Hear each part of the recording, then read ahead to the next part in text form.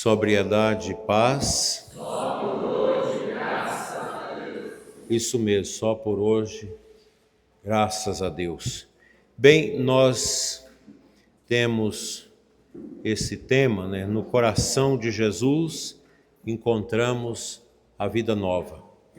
E essa passagem do capítulo 10 de São João, que se alguém tiver tempo depois, um retirozinho aí de 5 minutos, 10 minutos, num cantinho, ler todo o capítulo 10 de Nosso Senhor Jesus Cristo, João 10. E o versículo 10 diz: o ladrão não vem senão para furtar, matar e destruir. Eu vim para que as ovelhas tenham vida e para que a tenham em abundância. A dependência é o ladrão. A dependência é o mercenário que rouba a paz, que rouba a vida.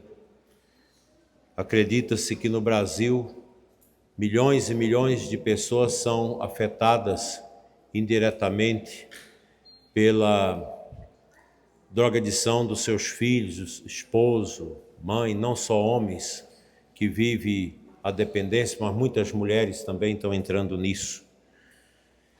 E Jesus diz: eu vim para que as ovelhas tenham vida e para que a tenham em abundância. Essa deve ser a nossa acolhida desta palavra nesta manhã. É uma alegria poder estar com vocês da pastoral, da sobriedade. Eu esqueço o nome do nosso assessor, Fernando Barbosa, com sua equipe lá de Governador Valadares, Minas Gerais, que nos dão a alegria de estarmos aqui. Também quero saudar as irmãs salvistas, acho que elas estão ali atrás, eu já não estou enxergando bem aqui contra a luz. A gente agradece o trabalho das irmãs que ajudam o Padre Pedro na paróquia Cristo Rei. O Padre Pedro, como coordenador diocesano de pastoral, nos ajudou muito, dando a sua contribuição para que esse encontro acontecesse. É uma alegria acolher este encontro regional aqui na Diocese, como já falei na missa. E hoje nós nos reunimos para refletir sobre uma verdade fundamental. Toda recuperação começa quando a pessoa redescobre que é amado por Deus. Tentar recuperar uma pessoa da dependência só pelos métodos psicológicos, desculpa aqui o psicólogo, que graças a Deus é logoterapeuta, e ele sabe que a logoterapia precisa dos sinais, do sentido, né? E é muito fácil você fazer essa ponte com o Eterno, com Deus que nos ajuda a compreender essa dimensão. Victor Frankl era um judeu e ele tinha fé. E com certeza a sua ciência não é uma ciência apartada da graça de Deus, do influxo da graça de Deus. Porque nos nossos tempos, o cientificismo radical, ele quer a todo custo negar Deus.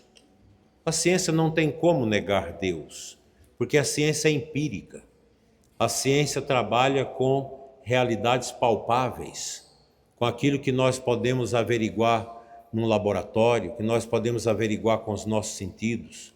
Deus escapa a tudo isso, porque Deus é espírito, Deus é sobrenatural. O que a ciência pode estudar é o comportamento de quem tem fé e o comportamento de quem não tem fé, e fazer talvez aí algumas transversalidades, vendo o que acrescenta na vida, né? Mas Deus não cabe num tubo de ensaio de um laboratório. O dia que Deus deixar ser provado pela ciência, ele deixa de ser Deus, porque a ciência é ele que é dono da ciência.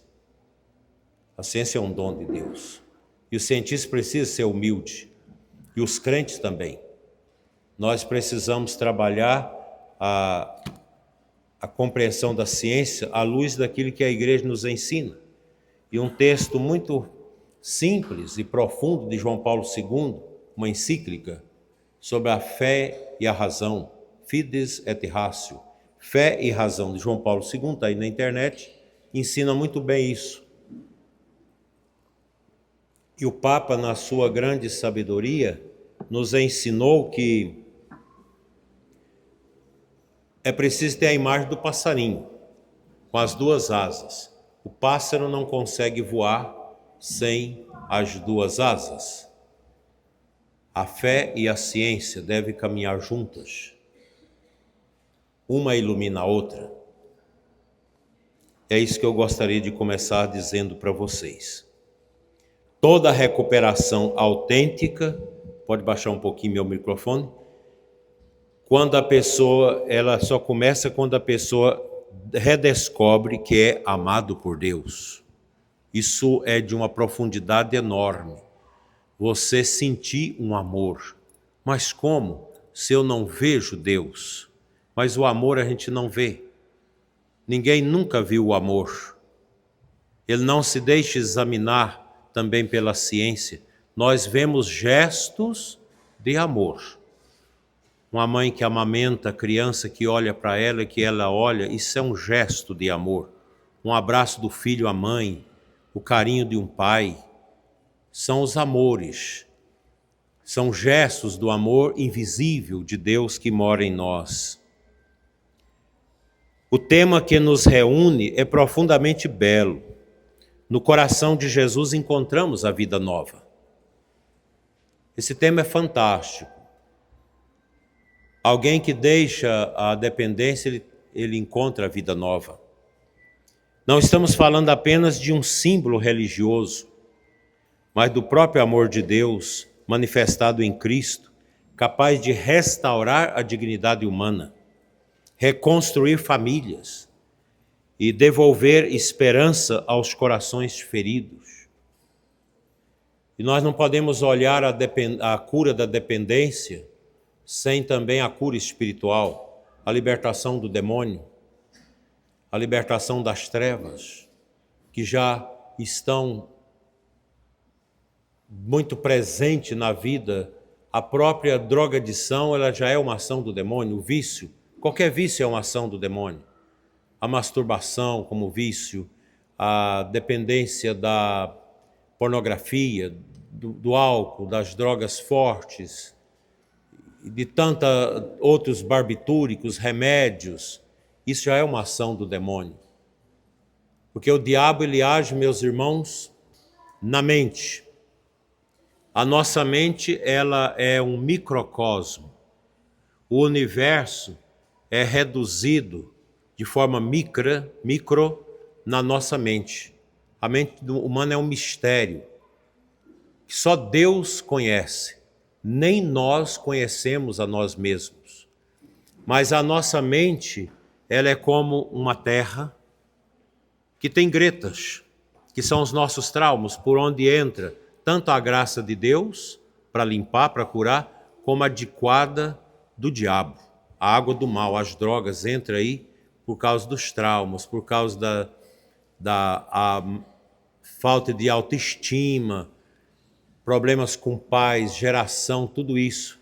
Então, é possível que uma pessoa que tenha tantos traumas, que tenha sido abusada sexualmente na infância, às vezes pelo avô, pelo tio, por quem quer que seja, que é uma coisa abominável, isso é possível de curar? Sim. Eu usei um pouco do que eu sei de logoterapia uma vez para acompanhar uma mulher com quase 50 anos, que perdeu o casamento, que entrou também nas drogas, muito difícil, porque ela foi abusada pelo irmão e pelo tio. E ela nunca tinha verbalizado isso. Ela guardou aquilo para si. E aquilo entorpecia a sua alma. Não foi bem no casamento, porque a própria relação sexual lembrava tudo isso. E ela criou uma definição se ela gostava de homem ou gostava de mulher, virou toda essa confusão dentro daquela pobre.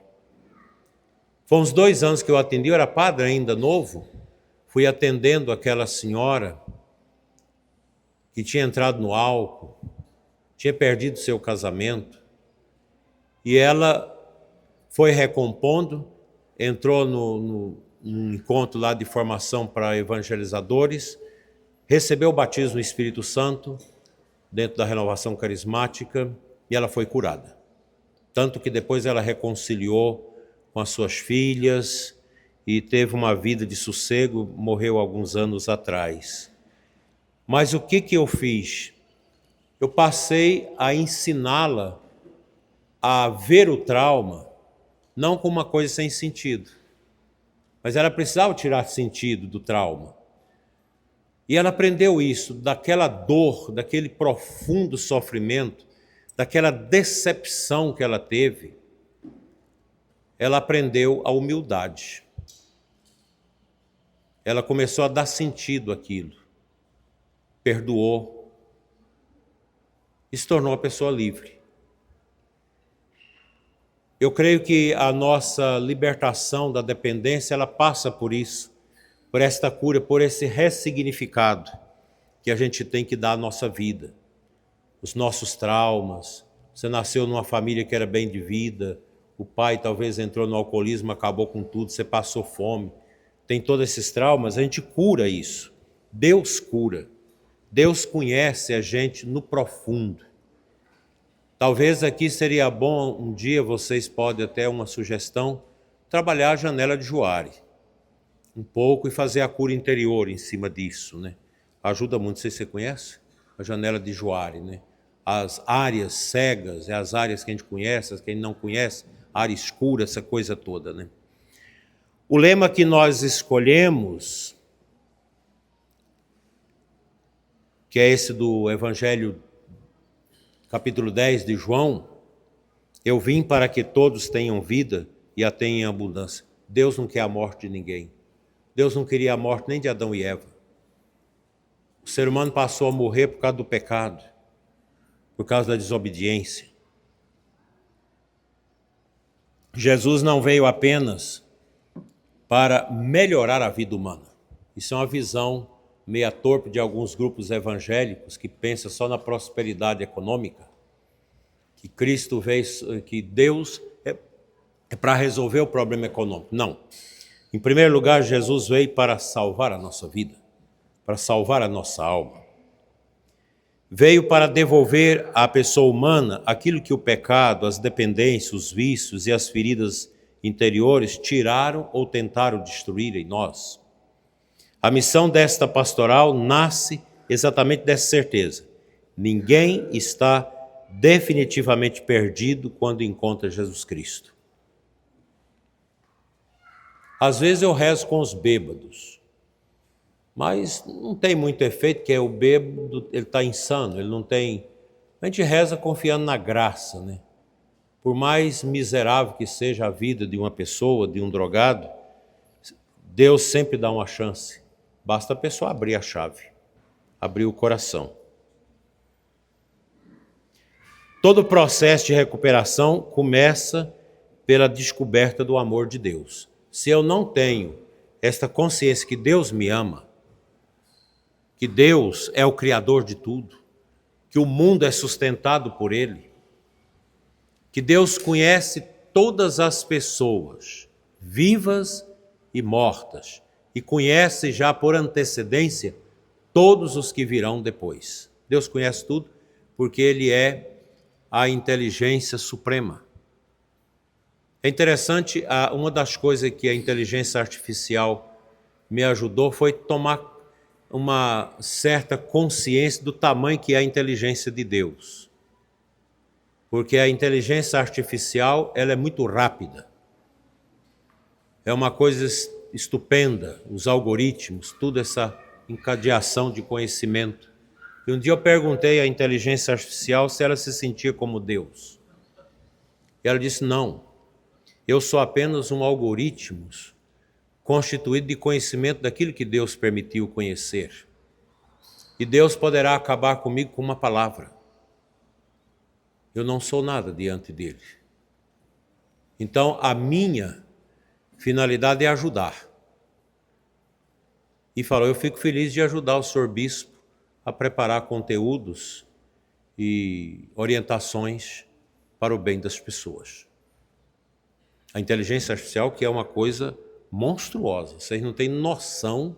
O Papa fez a encíclica agora sobre isso, sobre os perigos e as bondades disso. Se usa para o bem, é uma maravilha. Se usa para o bem, é santidade. Mas se usa para o mal, é um troço também sem fundo, sem lado, né? Difícil. Mas Deus é simplesmente Deus. E Deus nunca retira o seu amor da alma da pessoa humana. O pior bandido, ele tem o alcance de Deus ao seu coração. Então, muitas pessoas chegaram ao álcool, às outras drogas, aos vícios e aos comportamentos compulsivos ou às dependências afetivas, porque carregam dentro de si uma profunda ferida de amor. Muitas vezes encontramos histórias marcadas por abandono, por rejeição, por violência, humilhação, fracassos e sofrimentos acumulados ao longo dos anos. A gente não conhece tudo da gente, não vamos conhecer, só Deus conhece. Deus conhece. O diabo não tem acesso à nossa consciência, mas ele começa a grampear a nossa consciência pelos nossos comportamentos, por aquilo que a gente fala, por aquilo que a gente faz. Ações, palavras e obras são os bilhetes de acesso que a gente dá ao demônio para que ele possa ingressar na nossa sala interior, na nossa capela interior. Isso é muito sério. Mas Deus não permite o diabo saber dos nossos pensamentos. Deus não permite o demônio entrar na nossa consciência. Mas o diabo tem seus caminhos de atalhos, que são esses nossos comportamentos que a gente passa, e ele começa por aí a atormentar. Quando a gente faz um retiro, um encontro como esse, quem chega primeiro aqui no lugar é o diabo. Ele vem antes de nós. Quando vocês chegaram aqui ontem, ele já estava aqui. E está aqui. Tem muitos de vocês que estão com vontade de usar drogas. Às vezes a alegria de estar junto traz aquele desejo do baseado, da coisa, né? Da droga. É impressionante. Então, não tem como você ser um perene limpo das drogas, em profunda recuperação, sem tomar consciência da ação também do demônio que age na nossa vida. Por isso que amanhã, depois do finalzinho da missa, eu vou fazer uma oração de libertação para que vocês tenham força espiritual para libertar a mente de vocês do demônio. Porque às vezes você fica, liberta minha mente da cachaça, da droga, disso, daquilo, da masturbação, da pornografia, mas você não pede para limpar da presença do demônio. Você tem que renunciar sempre. Eu renuncio ao espírito de embriaguez, ao espírito de drogadição, ao espírito de prostituição, ao espírito de incredulidade. Você tem que renunciar a isso. As drogas é pequenininha diante do tamanho do diabo e da ação dele na nossa vida. O ser humano foi criado para amar e ser amado. E o que tira o amor do nosso coração é o demônio. O mal cega o nosso coração para o amor. Quando essa necessidade fundamental é ferida, surge mecanismo de fugas e compensações. A pessoa passa 5 anos limpa. Aí vem uma contrariedade, uma coisa, ele esquece de pedir a presença do anjo da guarda, de São Miguel Arcanjo, Nossa Senhora das Dores. E o diabo fala, alivia essa angústia sua. Usa só hoje. Usa hoje, para aliviar. Você não dá conta de aliviar sem a cocaína, sem o crack. Aí você escuta a voz do estranho. Aí no capítulo 10 de João, Jesus fala que ele é o bom pastor, que as suas ovelhas o ouvem e foge à voz do estranho. Aquele desejo que vem dentro de usar a droga é a voz do estranho. É a voz do demônio, que a gente precisa identificar e mandar embora. Bate o joelho no chão, sangue de Jesus tem poder, Maria minha mãe. São Miguel Arcanjo me proteja. E pronto, estou bebendo muita água porque estou tomando um remédio que me seca a boca. Então é muito importante isso. E saber, Deus me ama. Eu não posso fugir do amor dele. Não ama apenas com a humanidade em geral. Ama cada pessoa concretamente. Ah, mas como? Nós somos 7 bilhões e tantas pessoas. Ama. Deus é uma inteligência eterna. Uma inteligência plena. Vocês já viram chuva no mês de junho aqui em Goiás? Eu nunca tinha visto. Tem alguma coisa estranha. Cristo ama o alcoólatra, ama a família ferida, ama quem caiu muitas vezes, ama quem perdeu a esperança de levantar, ama quem sente vergonha do próprio passado. Lá em Rubiataba nós tínhamos a casa de recuperação, depois quando eu saí resolvi fechar. Me perguntavam, é melhor fechar, porque todo mês tinha uma multa, toda semana tinha alguém investigando, a casa toda arrumada. Tem que fazer isso, tem que fazer aquilo, ninguém aguentava. Saía alguém revoltado da casa, denunciava no Ministério Público, estava lá o Ministério Público em cima, ninguém aguentava aquilo, né? Mas lá tinha a sala nossa de reunião, de formação, e quando a gente entrava, a gente não via atrás. A gente entrava, sentava, você via um plotter no fundo da casa, muito bonito. E todo mundo que ia sair, toda vez que eu ia lá, que eu rezava com ele, eu falava, agora vamos olhar a imagem. Era Cristo com as mãos dizendo, ficarei a te olhar até que entendas. Muito forte aqui. Ficarei a te olhar até que entendas. Muito forte. Deus olha para a gente entender. O profeta Isaías coloca nos lábios de Deus palavras extraordinárias. Pode uma mãe esquecer-se do filho que amamenta? Ainda que ela se esquecesse, eu jamais me esquecerei de ti. Isaías 49:15. Gente, é essa consciência, Deus me ama no meu fracasso, nas minhas dores, é que anima o coração da gente aí adiante. O Sagrado Coração de Jesus é a maior demonstração deste amor. Santa Margarida Maria Alacoque, nós celebramos ontem a solenidade do Sagrado Coração, recebeu do Senhor Jesus a seguinte revelação: eis este coração que tanto amou os homens. O coração humano encontra cura quando descobre que existe um maior amor do que as suas feridas. As minhas dores, os meus fracassos, eles são menores do que o amor de Deus.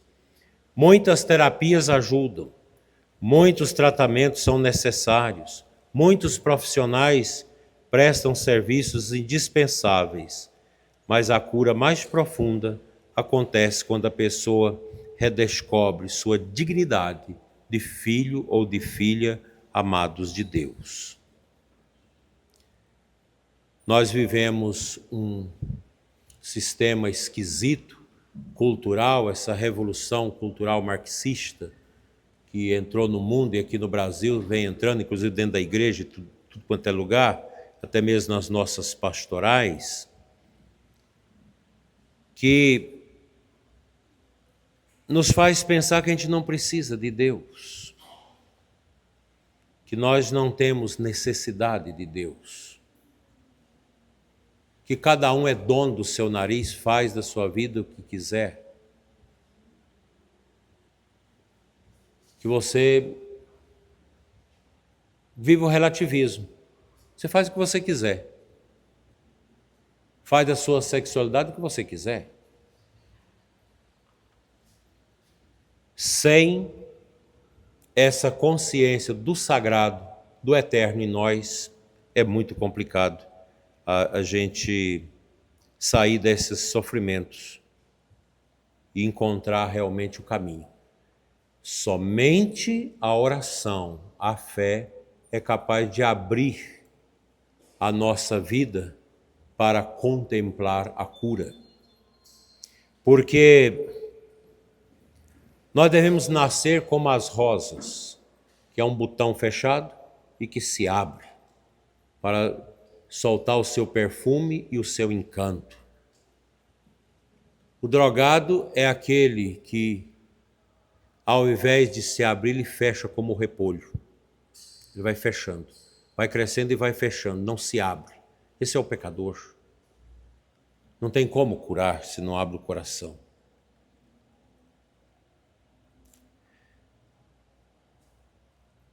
O chamado de Deus não nos quer prisioneiros. O Papa Bento XVI, certa vez em Madrid, falou para os jovens: Cristo não é um peso.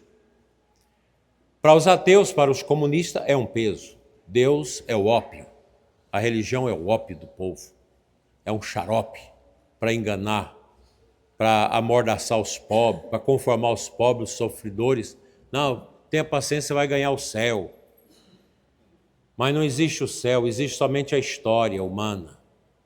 Isso é uma mentalidade comunista que atravessa esses tempos difíceis. Não, Deus não é um peso, Ele é uma libertação. Pobres sempre tereis convosco, diz Jesus. Um pobre sem Deus é uma coisa difícil, mas um pobre com Deus, ele vive e às vezes vive melhor do que certas pessoas ricas, porque Deus cuida dos pobres. Certa vez, quando eu era seminarista, já preparando para o diaconato, o meu diretor espiritual foi atender um caso de uma família muito rica de Copacabana, no Rio de Janeiro. Falou: vamos comigo para você ir aprendendo. Então chegamos lá, tinha uma senhora muito rica, um triplex. Naquele tempo, isso há 42 anos atrás. Naquele tempo já estava chegando esse negócio de robô, essas coisas. Uma casa muito chique, uma mulher muito triste. 5 mulheres cuidando de tudo ali, lavando, limpando, cozinhando, arrumando as coisas. Tinha 5 empregadas. E tinha uma mulher que coordenava todo o trabalho. Ela era uma governanta da casa. Uma mulher pobre, que morava numa favela onde eu dava catequese. E depois ela disse para mim e para o padre: eu tenho inveja dela. E o padre: mas por quê? Porque de manhã meu marido já sai, ele já tem as mulheradas dele, tem dia que nem dorme em casa. Um empresário rico, mas dominado pelo sexo, pela doença. Esse povo já morreu tudo. E ela falava: eu venho rezar meu terço, aquele prédio alto, eu fico lá em cima, fico olhando. A minha governanta, ela chega exatamente na hora. Um fusquinha azul, o marido desce do fusca, vai e abre a porta para ela sair e dá um beijo nela. E despede. À tarde, quando ela sai, ela fica lá embaixo, o marido vem, ele desce, abre a porta, dá um beijo nela e põe dentro do carro e vai. Um casal, ele era pedreiro, fusca azul, e ela cuidava das coisas de casa, né? A riqueza, bens e mais bens. E ela disse: eu tenho inveja. Ela tem o que eu não tenho. É assim, isso é relativo, você pensar que há um condomínio chique, com todas essas casas chiques, ele faz, você olha de cima do avião, parece um cemitério, né? Tudo igualzinho, aquelas coisas assim. Muita gente rica, mas tem muita gente sofrida, na solidão, porque não tem Deus. E as drogas entram lá também. Que o povo rico, a alta sociedade, não vem na pastoral da sobriedade porque não quer se igualar aos pobres. Mas são pobres como os pobres. É tão pobre que às vezes só tem dinheiro, não tem mais nada, né? Muito triste isso. Deus não apenas nos ama, gente, mas Deus também nos chama. O Evangelho está cheio de chamados. Jesus chama Pedro, chama Mateus, chama Maria Madalena, chama Zaqueu e continua chamando hoje, cada um de nós aqui. A dependência química, o alcoolismo e tantas outras formas de escravidão tendem a convencer a pessoa de que ela não tem nada mais para sair disso. Eu já estou acabado. Por isso que alguns suicidam. Tem uns que suicidam. Eu já tive experiência de alcoólatra que eu não tenho coragem de me matar, mas eu queria achar uma pessoa para me matar. Eu lembro de um idoso lá em Uruaçu, alcoólatra, que eu fui visitar, e eu rezando com ele, o que o senhor quer que eu possa te ajudar? Padre, eu não tenho jeito, eu não tenho coragem de me matar, mas o senhor mesmo podia me matar. Pega meu machado ali na despensa e racha a minha cabeça, porque eu peço isso para todo mundo e ninguém tem coragem de me matar. Ele perdeu o sentido, perdeu a fé. Não tem jeito mais. Que tristeza. Então, o chamado de Cristo, meus irmãos, é para a gente voltar a sonhar.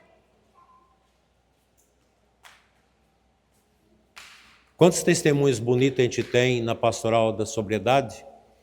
De pessoas que dão testemunho, homens e mulheres, que a paciência, a oração, a perseverança salvou aquela pessoa dependente, salvou o casamento. Antes de eu vir para Formosa, eu fiz uma missa de uma reconstrução de um casamento de 27 anos de separação, por causa do alcoolismo dele. Ela não deu conta, chutou ele de casa. Ela não foi uma mulher de muita oração, ela desanimou. E aí tinha uma filha que tinha muita raiva do pai, por causa que além do álcool, que o álcool traz uma coisa junto, traz adultério, traz tudo que não presta junto. Então a filha tinha revolta com o pai, e a filha incentivou a mãe, filha mais velha, a largar, a deixar o pai. 27 anos separados. Ele arrumou outra mulher, viveu um tempo, mais de 15 anos, ficou viúvo. Ela tinha arrumado outro homem, depois de mais ou menos tempo ficou viúva. Os filhos foram entrando para a igreja, enquanto casais com Cristo. E essa filha maior, a mais velha, começou a ter uma certa angústia, porque ela entendia que ajudou a mãe a separar, que ela tinha que ter ajudado a não separar. E eles começaram a rezar. Aí um dia me falaram disso, eu conversei com ele estava disposto a voltar, já velho, carcomido, ela também. E eles voltaram, e os filhos, netos, bisnetos fizeram uma confraternização numa casa de um deles, e a gente fez a missa de acolhida do casal que voltou, 27 anos depois. Depois da cachaçada, volta, porque para Deus nada é impossível. Só tem uma coisa que é impossível para Deus, pecar, porque Deus não peca, Deus é santo, né? São João Paulo II dizia que o homem não pode viver sem amor e sem sentido.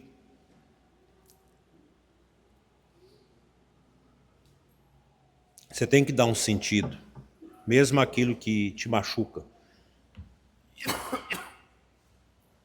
Quando perde o sentido da própria existência, torna-se vulnerável a múltiplas formas de escravidão. Por isso a evangelização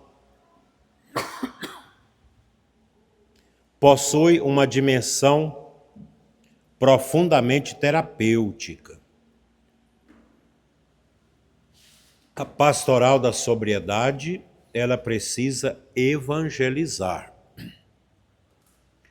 Agora, se quem está à frente da pastoral da sobriedade quer levar ideologia para dentro da pastoral, quer levar pautas esquerdistas, não funciona. Porque quem tem essas características de muita ligação com o esquerdismo, com o comunismo, essas coisas, acaba se esfriando na fé. E aí perde o encanto da evangelização. A evangelização, gente, é ter Cristo no coração. E com o nosso testemunho apresentar Cristo a quem está na decadência da dependência química, alcoólatra. Isso é fundamental, nós precisamos ter essa consciência, né? A evangelização faz parte integral da pastoral da sobriedade. O encontro com Cristo, que é fruto da evangelização, do anúncio do querigma, devolve ao ser humano o sentido da vida. Ele descobre novamente quem é, de onde veio e para onde caminha. Se você perde a esperança do céu, pronto. Se você já não acredita na vida eterna, então é melhor acabar-se logo no vício, né? Não tem sentido a vida.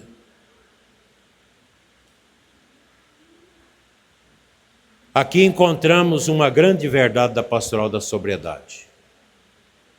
Nenhuma recuperação será completa se não tocar também a dimensão espiritual da pessoa. O homem é corpo, mente e espírito. Quando uma dessas dimensões é esquecida, o tratamento fica incompleto. Que às vezes tem que começar também pelo tratamento do corpo. Coisas que estão bagunçadas dentro da química do nosso corpo. Doenças, tireoide e tantas outras coisas. Por isso a espiritualidade não é um complemento opcional. Ela faz parte da própria reconstrução integral da pessoa humana. Gente, acorda quem está dormindo, que eu estou falando meio baixo. Vocês já estão dormindo? Está chato o assunto? Então vamos à frente. A reconstrução da pessoa é muito importante. Um terceiro passo é o envio. Quem foi amado e chamado não pode permanecer parado. Por isso que muitos de vocês estão aqui, por quê? Porque alguém da família trouxe. Alguém descobriu o sentido da pastoral. Descobriu o sentido da vida. Quer trazer você para ajudar. Não pode ficar parado. De jeito nenhum. Torna-se missionário. Daí que a pastoral da pessoa idosa, ela é eminentemente pastoral, gente. Missionária. A pastoral da sobriedade possui uma das experiências mais belas da igreja, porque muitos daqueles que foram ajudados tornaram-se instrumentos para ajudar os outros. Aqueles que um dia choraram tornam-se consolo para quem sofre. Aqueles que foram libertados tornam-se testemunhas da libertação. Gente, cá para nós, quem que quer mexer com bêbado, com drogado? É difícil. Tem que ter coragem. E você pega a pessoa toda arrebentada. Eu achei muito bonito esse trabalho em São Paulo, que o governador fez para tirar o povo da Cracolândia. Foi um trabalho, uma equipe muito grande, com muitas construções para acolher aquele povo. Eu já tenho ouvido muitos testemunhos de pessoas que não se sentiam mais amadas e que foram recuperadas. Que ali tem um universo imenso de casas de recuperação, de religiosas, de pessoas diversas, para fazer o acompanhamento daquela multidão de cracudos. Jeito tem. Jeito para acabar com a violência tem. para acabar com o narcotráfico? Tem. Mas tem que ter alguém que tem coragem para enfrentar. Mas tem jeito. E a gente parece que está vendo isso acontecer. O Papa Francisco costumava afirmar que ninguém é tão pobre que não tenha algo para oferecer. E ninguém é tão rico que não tenha algo para receber. Veja aqui. O pobre tem algo a oferecer. E o rico, por mais rico que seja, tem também algo a receber. E o problema da dependência não isenta nenhum lugar. Tanto que nós temos casas de cura de dependência de padre. Padre alcoólatra. Padre até nas drogas. Porque a igreja, os filhos da igreja, vêm da sociedade. A nossa sociedade está doente. Está empesteada. Os padres vêm dali. Então tem que ter esse cuidado, né? Na pastoral da sobriedade, isso aparece claramente. A experiência da recuperação torna-se serviço. A dor transformada pela graça converte-se em instrumento de evangelização. Então, a pastoral nossa, ela é uma multiplicação da graça. Porque os que vão sendo curados vão animando os outros a serem curados. Agora, esqueceu da mão de Cristo, cai. Não é fácil. Quando Jesus diz que veio para dar a vida em abundância, ele não está falando apenas da vida eterna. Está falando também da vida restaurada já neste mundo. Uma família reconciliada é vida abundante. Um dependente recuperado é vida abundante. Um jovem libertado das drogas é vida abundante. Uma pessoa que reencontra a fé e a vida, ele se torna também abençoado com a abundância. Então a nossa missão, meus irmãos, é permanente, é a mesma. Ser instrumento de Cristo para que muitos encontrem novamente o caminho da vida. E nós trabalhamos com aquilo que é o esbulho da sociedade. O bêbado, o drogado, é um ser humano que precisa da caridade, que precisa da nossa atenção, que dispensa o nosso cuidado.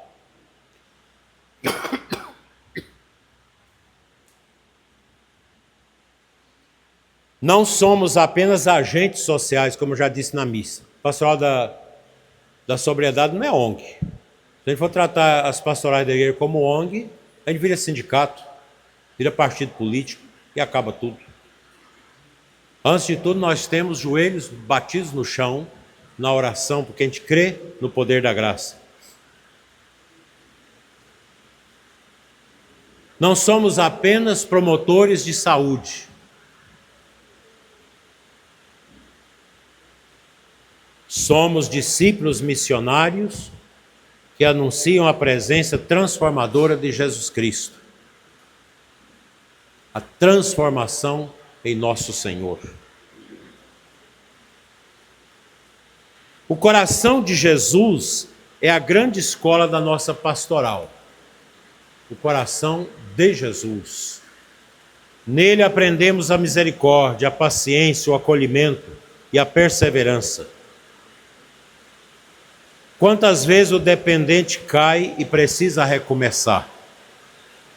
Quantas vezes a família se cansa? Quantas vezes o agente pastoral enfrenta frustrações? O coração de Cristo ensina a nunca desistir das pessoas. Isso é muito importante. E o coração de Cristo é o lugar do afresco, é o lugar da bondade. Assim como essa chuva que cai, refrescando o ambiente, assim é o coração de nosso Senhor, que nos ama, que nos fortalece, que nos dá realmente a coragem.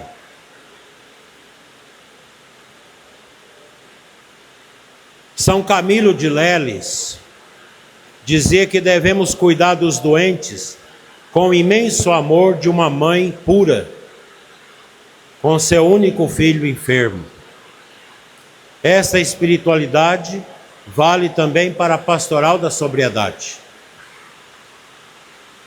Não trabalhamos com estatísticas, trabalhamos com pessoas.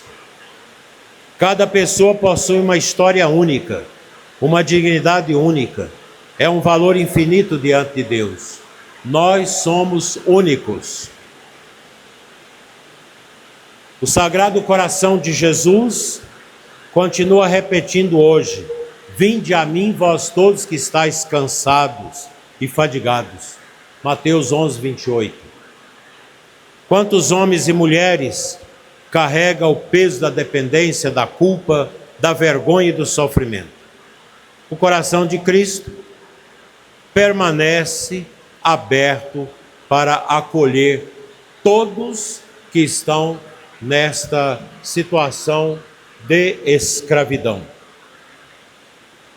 Meus queridos irmãos, já caminhando aqui para o fim, a grande mensagem desse encontro pode ser resumida em 3 palavras: amados, chamados e enviados.